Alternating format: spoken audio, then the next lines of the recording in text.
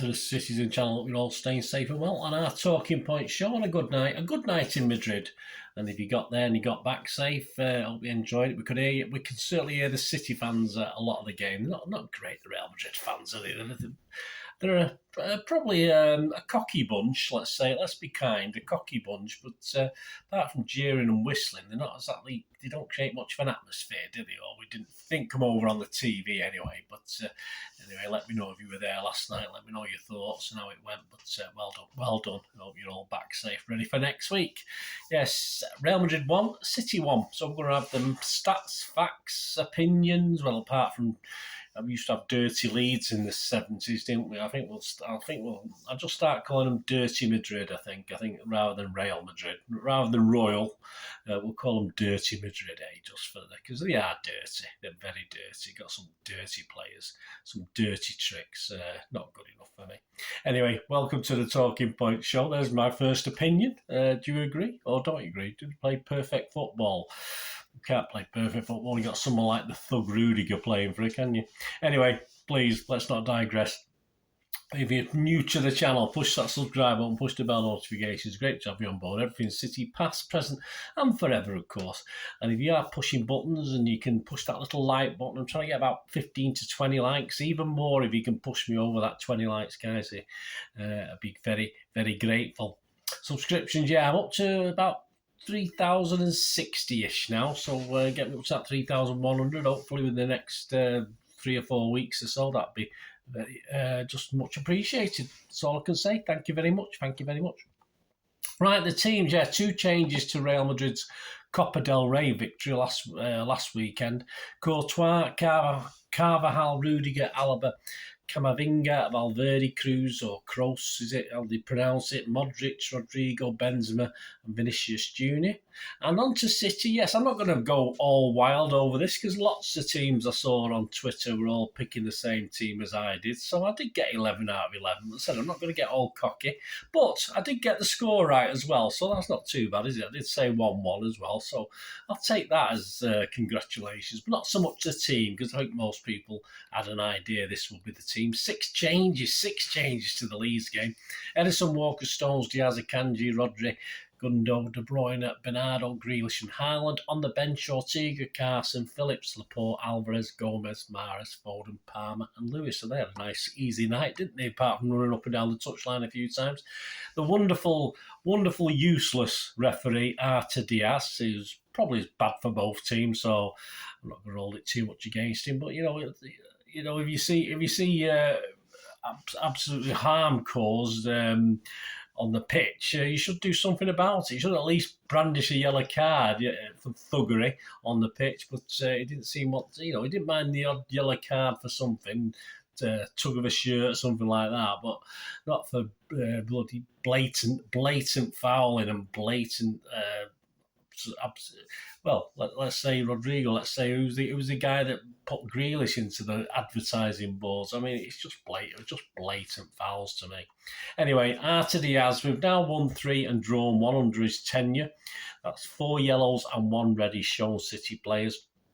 On VAR, he wasn't really involved that much. A couple of times, Massimiliano Irati from Italy was on VAR. Of course, Artur Diaz is from Portugal. Hopefully we won't get him again very soon. Right, the match report, 8 minutes, Bernardo sets up KDB as they go from 20 yards and Courtois manages to parry just, comfortably. 14 minutes, Rodri from 35 yards. It took a slight deflection and Courtois scurried across to put that out for a corner. 15 minutes, Haaland had a good chance, but straight at Courtois. 16 minutes, Grealish cross. Haaland again had a good chance, but easy for the keeper to save. 18 minutes, Edison out well to take the ball with Benzema burning down after he's almost played in by Rodrigo.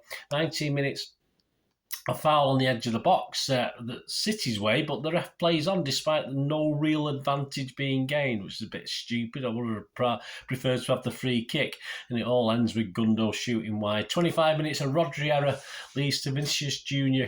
cross, which Diaz stretching deals with, and Benzema waiting behind him. Yeah, the tide had turned a little bit. We'd probably dominated the first 22, 23 minutes, about the first quarter of the game, and then that sort of bit of a warning there. I say Diaz did very, very well to deal with it. But 28 minutes, then Rudiger did his Neanderthal action. Rudiger the thug, a typical Rudiger body check on Gundo. That's what he does. He does that. He does that all the time. We go back to the KDB and when he played for Chelsea. He's just a thug. He's not a footballer. He shouldn't be on a football pitch, in my opinion. But the referee didn't even give him a booking. But, let's face it, in the Champions League final, he probably should have sent off for what he did to KDB and put him out of the game, basically. 36 minutes, Vinicius Junior, slams home to the delight of old Camel Gob in the BT studio. Shocking. Getting rid of him. If he's coming to the guys, if he's at the Etihad next week, I mean, I don't condone violence, but give him some verbal at least if you see him outside. What an arsehole. Anyway, great goal for Vinicius Junior. We let Camavinga run far too far and along half the pitch. I think he ran before a little bit of interplay with Modric built set that up, and Vinicius Junior, a great goal. Ederson's getting nowhere near that. Some people blamed him. I don't know why. 44 minutes. Of course, Carvajal did the thing with Grealish, and Grealish should have just kept calm, but he did react and he put his arm up. All right, you've just been manhandled into the advertising boards, but you just Jack, you've got to stay calm, mate. You don't know what to expect with these referees. All of a sudden, you could have been sent off for raising your hands. That's just how bad it is. Anyway, 1-0 at half-time. Not deserved by Real Madrid. I think City have been the better team. 50 minutes into the second half, Stone blocks after a steady Real build-up for a corner. 52 minutes, Bernardo puts KDB through. Yeah, good save from Courtois. Not the greatest finish, but the flag then goes up for offside. I think he was just about. 56 minutes, KDB tests Courtois again from distance, and Haaland gets a rare shot in, but it looks as though it's on target. Whether it would have gone in, I'm not too sure. Well, that's blocked by Alaba. Real then began to look more likely because certainly got 3 or 4 corners on the trot, and then moan after moan as the ball kept hitting arms, it kept hitting hands. It definitely hit stones somewhere and went out, and we got a goal kick. So Mr. Ancelotti wasn't all right. It was complaining, but not overly complaining. He only complained 2 or 3 minutes later when we got back in the game, of course. But we were our backs to the wall. We did what Real did really in the first half. Their backs to the wall, then he came to life, and that's what we did. 67 minutes. Rodri nicks it in about midfield, and Grealish dribbles in from the left. Gundogan tees up De Bruyne on the edge of the D, and he sends a cracking shot, doesn't he, into the bottom left, about 2 or 3 foot off the floor. Courtois, absolutely. In the same way Ederson had no chance in that first one, Courtois had no chance with that one. 69 minutes, of course, the whinging Ancelotti then is whinging. Apparently the ball went out of play probably about a minute before we scored, and Bernardo, we've had 3D proof of it. I mean, VAR don't get involved with touchline stuff anyway. So, I mean, obviously someone's got a 3D camera in the Madrid stadium to take a 3D picture proving that it had gone out, but obviously the lino hadn't picked up on it. And at the end of the day, goal kicks get given when it's a corner, corners get given when it's a goal kick. You have to rely on the official. There isn't VAR for that sort of thing. So it's almost showing 3D images that someone's created. Tough. So whinging Ancelotti, mad-ass Ancelotti gets booked for moaning and all the handballs and the ball out of play, blah, blah, blah, blah. Anyway, I'm really heartbroken for him. 71 minutes, Gundogan booked after losing on the edge of the box. Yeah, he tried a clever flick which worked. Unfortunately, he beat one man and ran into a second one and gave a foul with Benzema trying to sort of get through on goal. 78 minutes, Camavinga fouled by Bernardo. A free kick just to the left of centre. Cross curls it towards a far post. Benzema beats Diaz. Diaz is nowhere. Heads goalwards. Our wonderful Ederson blocks it well, as you'd expect a quality international keeper to do, but a good save. 86 minutes, Vinicius Junior draws a foul from Bernardo this time, just to the left of the D. Bernardo goes into the book. 90 minutes, Benzema tees up Chouameni, 25 yards out, a screamer, and again, an Ederson save, a good save. You'd expect him to make the save, but 90 minutes, that would have been a bit depressing, wouldn't it?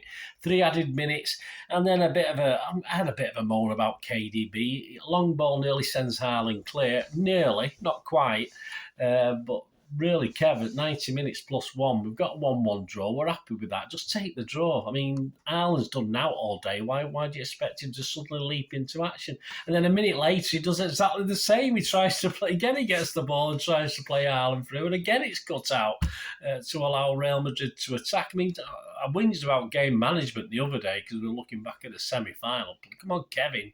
God, you're our most experienced player. And of course, he did allow one last goal for Real Madrid, and was it Nacho Man took a shot from the edge of the D. Fortunately deflected. We had plenty of bodies back, and Edison managed to claim it in the air. And it was, I think the next thing to happen was the referee blew his whistle, so it was game over. Match stats, shots 13 for them, 4 on target, just 10 for us, 6 on target. I think most of their final shots probably came in the last quarter of the game. I think we were ahead before then. 56% possession for City, not always good possession, just simple possession without being threatening. I think Real Madrid probably more threatening and quicker to get up to their. I think they have to do that with their 3 front men. They have to get it to them quicker. They can't have the slow build-up that we do. Passes 450 by them, 566 for us. Pass accuracy 87% for them and 90% for us, which is okay in such a tough game. Fouls 11 each, yellow cards 2 each, offsides none for them, 2 for us. Corners, plenty of corners on the corner market, 8 for them and 7 for us. XG philosophy. Thanks to @XG Philosophy. Give them a follow on Twitter, guys.